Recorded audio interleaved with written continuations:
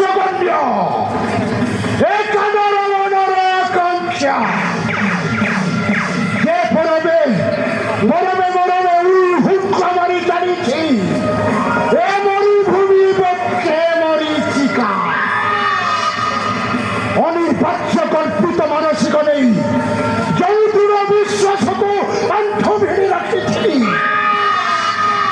ସେଇଟା କ'ଣ ପାଣିର ଫୋଟକା ହବ ନାହିଁ ତ? ନାଇଁ ନାଇଁ ନାଇଁ ନାଇଁ ଅଛି ଭରସା ଭରସା ଅଧର୍ମ ଦେବତା ତୃତୀୟରେ ଅଛି ଭରସା ଭରସା ଏକମାତ୍ର କଂସ ମାମୁ ହେଲେ ଗୋଟିଏ ହାତରେ କେବେ ତାଲି ବାଜିବ ନାହିଁ ମୋ ମାମୁକୁ ଡାକିବାକୁ ପଡ଼ିବ ଏ ମୋ ଘର ଘଡ଼ି ତମ ଭରତଙ୍କ ସମ୍ମୁଖରେ ଅତି ଶୀଘ୍ର ଉପସ୍ଥିତ ହୁଅ ଆସ ବାବୁ ଆସ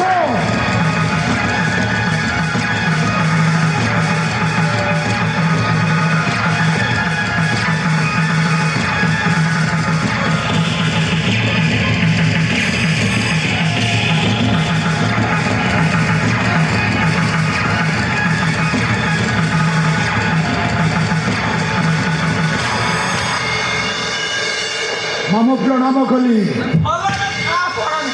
ମାମୁ କେମିତି ଅଛ? ଆଉ ଏ କଳିଙ୍ଗ ରାଜ୍ୟର ଜନପ୍ରଜା ସମସ୍ତେ କୁଶଳରେ ଅଛନ୍ତି ନା? ହେଲେ ତମକୁ ତମେ ଜାଣିପାରିଛ କି କାରଣରେ ତମକୁ ଡକାଇଛି? ତମେ ଜାଣିଛ? ଜାଣି ନାହିଁ? ଠିକ ଅଛି ପ୍ରକାଶ କରୁଛି ମନ ଦେଇକି ଶୁଣ। ଏଇଟା ହେଲା କଳିଙ୍ଗ ରାଜ୍ୟର ବୀରେନ୍ଦ୍ର ସେନଙ୍କର ତାଙ୍କ ପୁତ୍ର କଥା। ତାଙ୍କ ବଡ଼ ପୁତ୍ର ଆଜକେ 15-16 ବର୍ଷ ହେଲା ତା ମାମୁଁ ଘରକୁ ଯାଇନାହିଁ। ହଁ ଆଦେଶ କରୁଛନ୍ତି ମାମୁଁ ଘର ଯିବା ପାଇଁ। ଠିକ ଅଛି ହେଲେ ମାମୁଁ ଘର ଯିବା ବାଟରେ ଗୋଟିଏ ବଡ଼ ଜଙ୍ଗଲ ଅଛି। ହଁ ଭଣଜା ସେଇ ଜଙ୍ଗଲରେ ତରବାରୀ ନେଇକି ଲୁଚିକି ରହିବ। ଲୁଚିକି ରହିବ? ହଁ ହଁ ସେଇ ବାଟ ଦେଇକି ସେଇ ଯୁବରାଜ ଯିବ। ସେଇ ସମୟ ତମ ପାଖରେ ଯେତେବେଳେ ପହଞ୍ଚିବ ଏମିତି ତରବାରୀ ଉଠେଇ ଗଣ୍ଡିରୁ ମଣ୍ଡ ଅଲଗା କରି ସେଇ ଜଙ୍ଗଲର ବ୍ୟାଘ୍ରକୁ ଖାଇବାକୁ ଦେବ। ଏଇ କାମ କରିପାରିବ କି ନାହିଁ? ହେଲେ ଭଣଜା ହଁ ସେ ଗୋଟେ ରଜା ଘର ପୁଅ ତାକୁ ଯଦି ହତ୍ୟା କରିଦେବା ପାପ ଲାଗିବ ଭଣଜା ପାପ ଲାଗିବ। ଏ ଦୁନିଆରେ ଲୋକେ ମଣିଷ ମାରୁଛନ୍ତି ସେଇମାନଙ୍କର ପୁଣ୍ୟ ହଉଛି। ଆମେ ସାରା ଦିନ ଭଲରେ ବଞ୍ଚିକି ରହିବା ଭଲ ଖାଦ୍ୟ ଟିକେ ଖାଇବା ରାଜପୁତ୍ରକୁ ହତ୍ୟା କରିବା ସେଇଟା ଆମକୁ ପାପ ଲାଗିବ। ଏ ବାବୁ ଏ କାମ କରିପାରିବି ନାହିଁ ଭଣଜା। କରିପାରିବ ନାହିଁ? ସତରେ କରିବନି?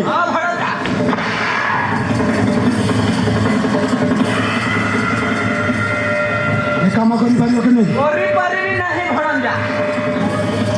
ଖାଲି ବାଡ଼ଉଛ ବାଡ଼ଉଛ ଏ କାମ କରିପାରିବି ନାହିଁ। ଏ ବାବୁ ତମକୁ ମୋର କୋଟି ଦଣ୍ଡବତ। ଏ ବାବୁ କ'ଣ ମିଳିବ ମତେ?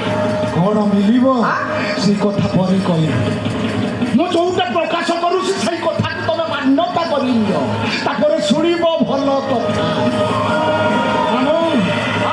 এই কথারে রাজি হব কি না?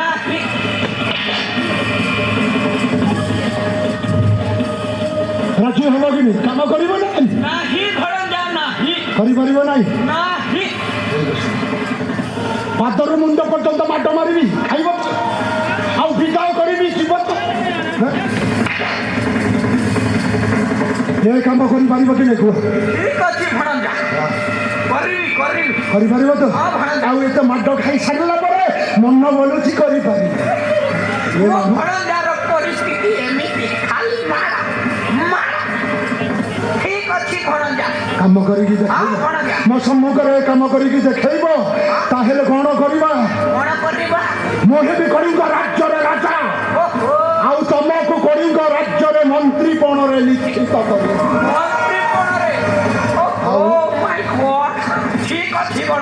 ମନଟା ତ ମାନିଲା।